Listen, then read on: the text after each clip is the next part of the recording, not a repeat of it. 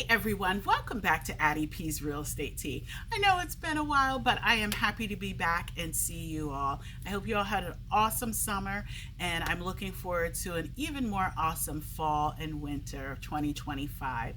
Now today we're going to chat it up a little bit about July 2025 and also just a brief snippet of where I think our housing market may be heading come the end of this year going into 2026. Now before I get into this video, if you're new here to the channel, welcome. Thank you for joining us. I love to chat about real estate. Right? And I have been at this now for about 19 years. As a matter of fact, this month is 19 years, so almost 20 years. And like I said, real estate's my favorite subject. All right. And for my guys returning here, thank you all for joining me. Thank you all for your patience. I know I haven't been putting out that many videos as I maybe want to.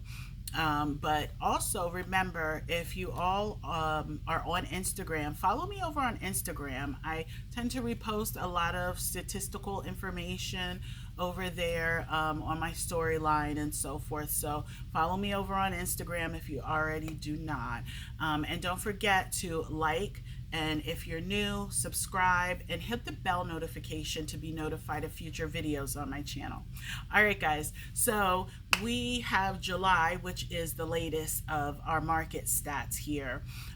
Nationally, we did see a 2% or 2.7%, excuse me, little dip in the existing home sales. All right, and they're saying that that is really attributed to the rise in inventory this year.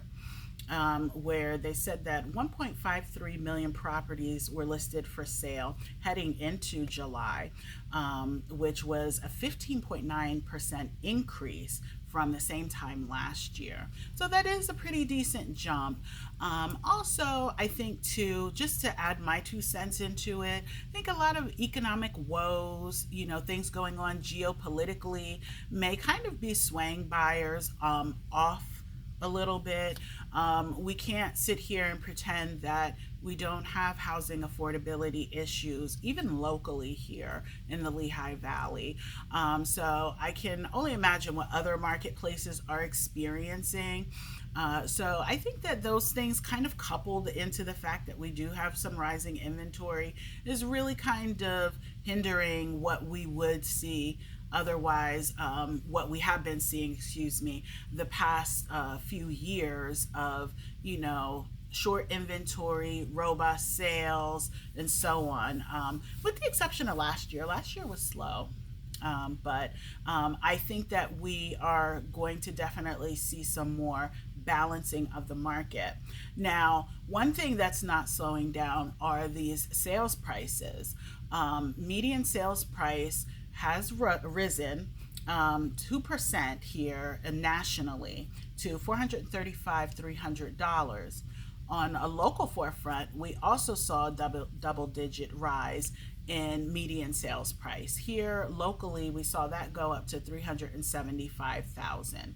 So again, home prices are definitely not slowing down at all. All right.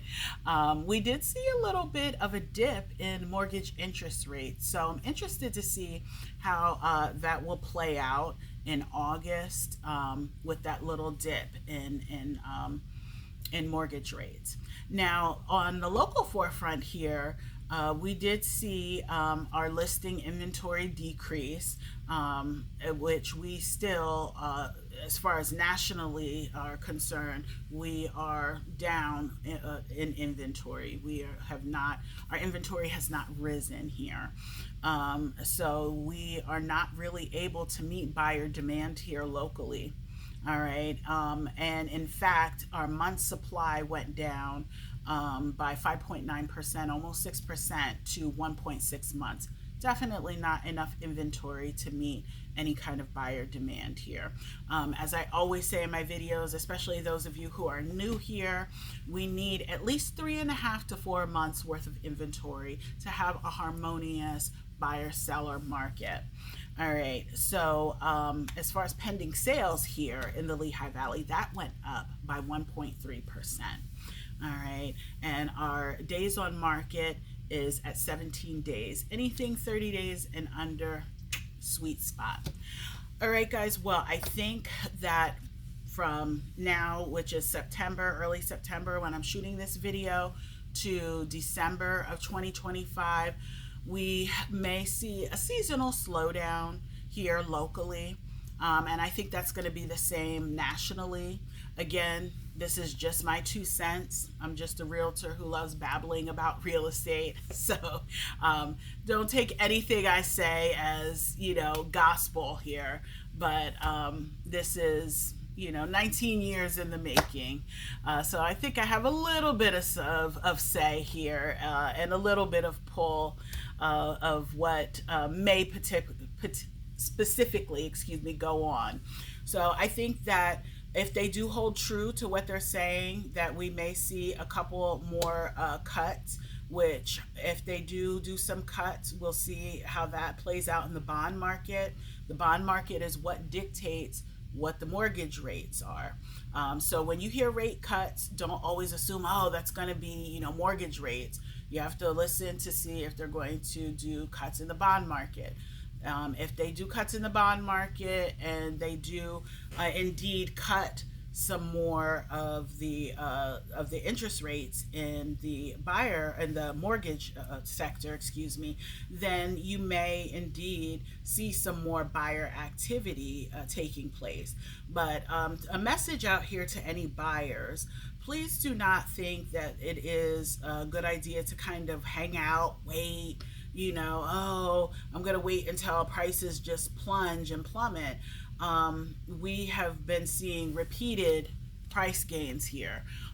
There has been numeric proof of that. So if that's your strategy, to wait until the market magically crashes, I would say rethink my strategy on buying.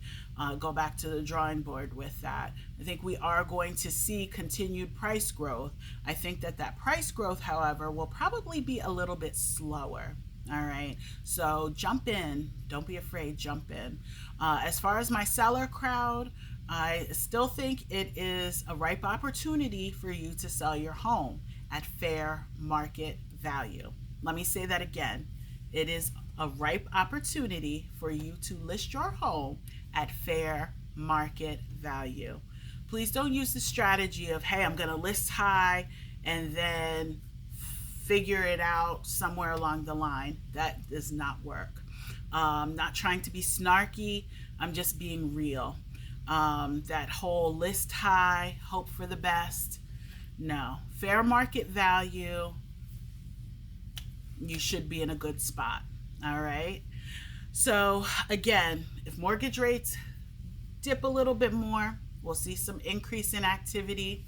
I think that home sale price growth will slow just a little, but it'll still be on the rise. All right. I do anticipate another burst of buying activity going into our last quarter here of 2025. And I think that 2026 is going to offer more of a balanced buyer-seller market, especially for those who maybe didn't have the opportunity prior. All right, well, again, that was my 2 cents on my favorite subject. Until the next time, you all have a blessed one. Take care.